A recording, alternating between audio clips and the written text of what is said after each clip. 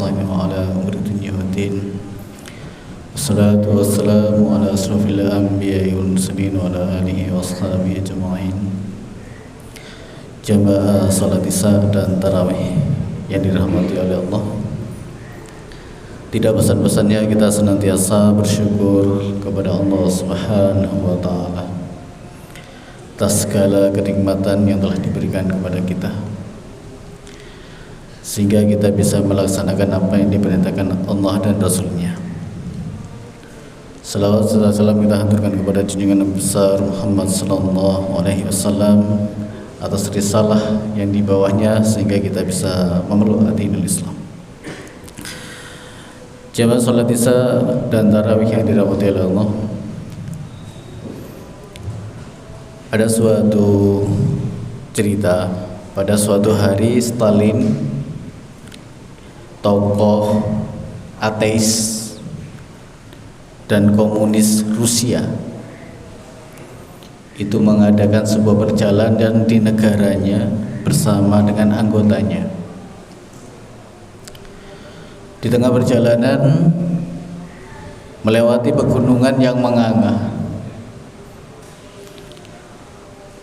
maka pramugari mengatakan kepada penumpang pesawat bahwa pesawat dalam keadaan bahaya dan mohon untuk dikencangkan sabuk pengamannya. Dalam sebuah perjalanan, karena itu melihat sebuah kondisi pesawat mungkin keselamatan itu 50-50, maka dari belakang itu ada yang teriak keras, "Tuhan, tolonglah aku." Setelah dilihat, ditoleh dan seterusnya, ternyata itu adalah Stalin. Yang tadi itu Stalin adalah komunis serta ateis yang tidak percaya adanya Tuhan. Tetapi ketika dalam keadaan bahaya, dalam keadaan kepanikan, dalam keadaan ketakutan, tentunya takut mati, maka dia dalam dirinya atau dalam hati nurani seorang pun yang mengatakan tidak percaya, dia tentunya mempercayai adanya Tuhan. Hati nurani tidak akan pernah bisa dibohongi. Ketika seseorang dalam keadaan mendesak, kadang beliau masih, kita dalam keadaan mendesak pun kita senantiasa memohon kepada Allah Subhanahu wa Ta'ala.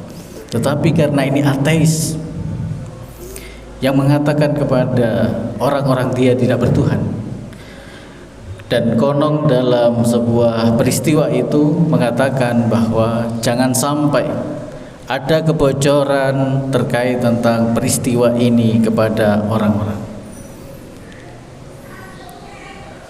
Ada dua hal yang tentunya di dalam sebuah peristiwa itu. Kenapa ateis itu atau Stalin itu berteriak keras dan memohon kepada Tuhannya, "Tuhan, tolonglah aku," dengan teriakan yang keras. Satu, karena dia kepanikan, karena takut mati dan seterusnya, dia menyebut Tuhan. Kemudian yang kedua, di samping dia takut, dia mengira bahwa Tuhan itu jauh, sehingga dia harus teriak yang sangat keras. Padahal dalam Islam, "Wa idza salaka ibadi anni fa inni qarib." Di dalam surat Al-Kahf juga disebutkan ayat yang ke-16 bahwa Allah lebih dekat, nahnu aqrabu alaihi min hablil warid, bahwa Allah itu lebih dekat daripada urat nadi kita.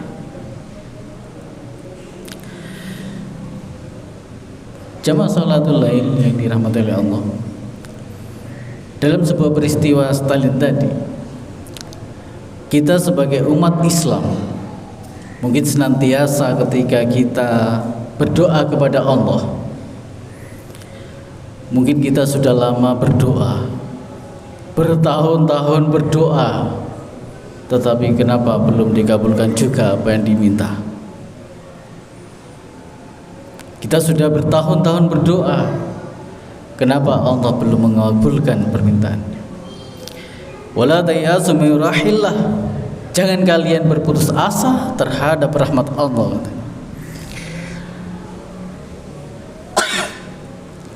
Ketika seseorang itu berdoa, kemudian Allah belum mengabulkan, karena di dalam sebuah hadis, jangan engkau tergesa-gesa dalam sebuah permintaan. Karena apa? Berdoa itu berbeda dengan kita beli ke toko, mengambil barang, kemudian membayar apa yang kita inginkan, kita peroleh. Tetapi kalau berdoa itu adalah permohonan, kita memohon kepada Allah. Masalah diberi dan tidaknya itu Allah yang memberinya. Tetapi kita dilarang untuk berputus asa untuk berdoa, atau dilarang berputus asa ketika kita berdoa belum dikabulkan, sehingga kita bisa jangan sampai kita mengatakan saya ini sudah berdoa tapi kok belum dikabulkan juga. Ini termasuk dari bagian orang-orang yang sedang tergesa-gesa dalam keinginannya. Maka kita dilarang untuk tergesa-gesa itu, putus asa. Karena jika orang itu senantiasa berputus asa, maka dia sudah tidak akan berdoa lagi.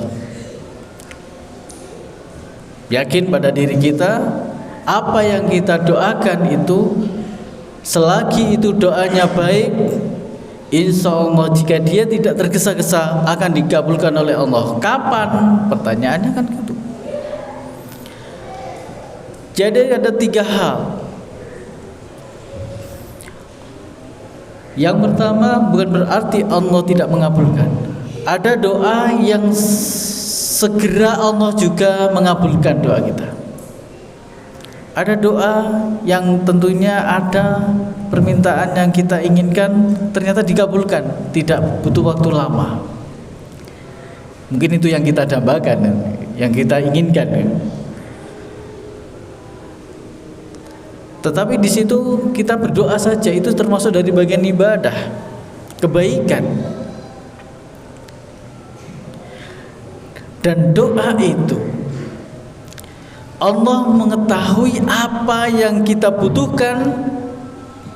Kalau kita yang kita inginkan, ya, Allah akan memberikan apa yang kita ingin, yang kita butuhkan, bukan yang kita inginkan. Kalau keinginan banyak, keinginan kita itu banyak. Kadang keinginan tapi tidak seberapa dibutuhkan. Tapi Allah lebih mengetahui apa yang kita butuhkan.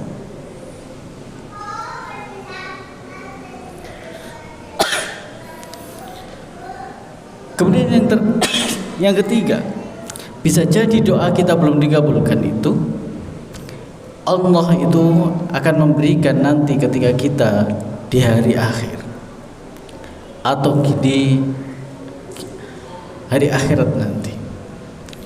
Jadi bukan berarti mungkin Allah, kenapa saya ini sudah berdoa mulai dari SMK atau mulai dari aliyah sampai kuliah, bahkan sampai bekerja, sampai punya istri atau suami, tapi doa-doanya masih ada yang belum dikabulkan. Kita tidak boleh putus asa terhadap doa yang kita harapkan. Maka tentunya jangan kita bosan-bosan berdoa kepada Allah.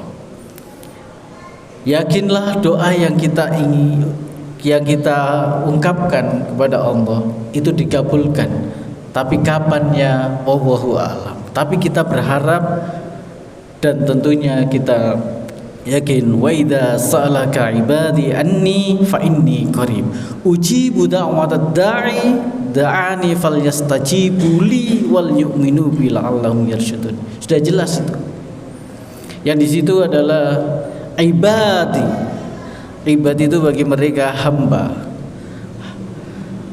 tidak disebutkan abid, tapi di situ ibad. Wa idza salaka ibad, bukan abid, meskipun artinya sama-sama hamba-hamba. Tetapi untuk ibad itu hamba yang baik, tapi abid hamba yang kurang baik. Maka yang dipanggilnya adalah hamba-hamba yang baik.